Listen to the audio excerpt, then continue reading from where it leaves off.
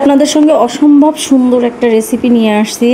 এই জিনিসটা একবার যদি কেউ করে খায় আমার মনে হয় সে আর কখনো এই জিনিসটা ফেলে দেবে না, বরঞ্চ বাজারে গিয়ে এই জিনিসটার জন্য এই বুড়ো বুড়ো লাউ খুঁজে নিয়ে আসবে।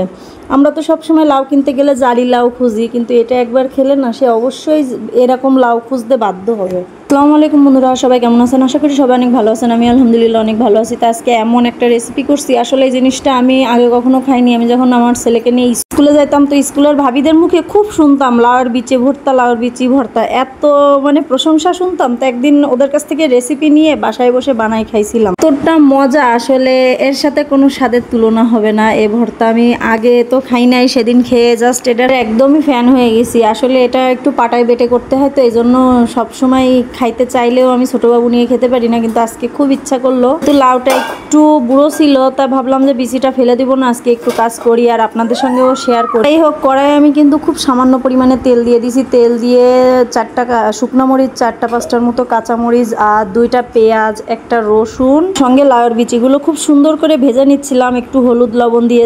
4-5টা চিংড়ি মাছ না দিলে আসলে ভালো লাগবে না, তাই সবগুলো এক সাইড করে মাঝখানে অল্প একটু তেল দিয়ে আমি 4-5টার মতো 5-6টার মতো চিংড়ি মাছ দিয়ে দিলাম। আপনারা চাইলে একটু বেশি করেও দিতে পারেন, আমার বাসায় যেহেতু কম ছিল এই জন্য আমি কমই দিছি। যাই হোক, চিংড়ি মাছটা না দিলে এই ভর্তাটা খেতে ভালো লাগবে না, চিংড়ি মাছটা দিতে হবে। অল্প একটু জিরা দিলে আরো ভালো হতো, কিন্তু জিরা দেওয়ার কথা আমার মনে ছিল না। কিন্তু এটা খুব সুন্দর করে ঢেকে রেখে অল্প আছে সুন্দর করে ভাজা করে নিছি। বিচিগুলো কিন্তু একদমই সেদ্ধ হয়ে গেছিল, একদম সেদ্ধ না হলে তো কাঁচা কাঁচা লাগবে, ভালো লাগবে না। আমার এটা কিন্তু খুব সুন্দর করে সেদ্ধ হয়ে গেছে। এবার এটাকে বাটতে হবে।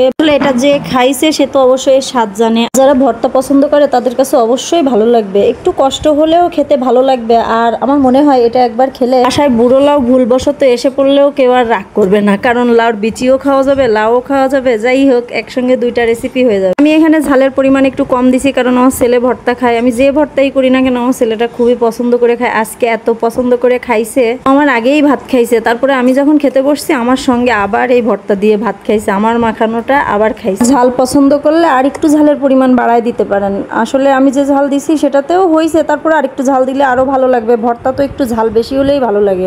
খুব সুন্দর করে বেটে নিতে হবে। আসলে আমার হাতে সময় কম ছিল, এই জন্য খুব তাড়াহুড়া করে বাটতেছিলাম। আর কত ভালো নিয়ামত দেখছেন, এক লাউ কতভাবে খাওয়া যায়। লাউর বিচি খাওয়া যায়, লাউর খোসা খাওয়া যায়, লাউ খাওয়া যায়। আর এত নিয়ামত আমরা ভোগ করতেছি, তারপরে আমাদের মধ্যে সন্তুষ্ট নেই, এই আর কি। মানুষ তো, আল্লাহ যে মানুষ সৃষ্টি করছে, আমাদের মধ্যে আল্লাহ সন্তুষ্টি দিতে পারে নাই। সন্তুষ্টি সে দিছে ঠিকই, কিন্তু আমাদের মধ্যে সন্তুষ্টি নেই। আমরা যাই পাই না কেন আরো চাই, আরো চাই। আমাদের চাহিদার শেষ নেই, একটা পাইলে আরেকটার জন্য চাহিদা শুরু হয়ে যায়। তো এখানে আমার ভর্তাটা বাটা শেষ। এবার একটু সরিষার তেল দিতে হবে। এবার সরিষার তেল দিয়ে দিলাম, দিয়ে খুব সুন্দর করে আবার মেখে নিচ্ছিলাম। সুন্দর করে মেখে নিয়ে খাওয়ার জন্য রেডি। এটা কে কে খেয়েছেন অবশ্যই কমেন্টস করবেন, আর যে যে না খেয়েছেন অবশ্যই একবার করে হলেও তৈরি করে খাবেন। ওটা কেমন হলো কমেন্টস করতে ভুলবেন না। সবাই ভালো থাকবেন, সুস্থ থাকবেন। আল্লাহ হাফেজ।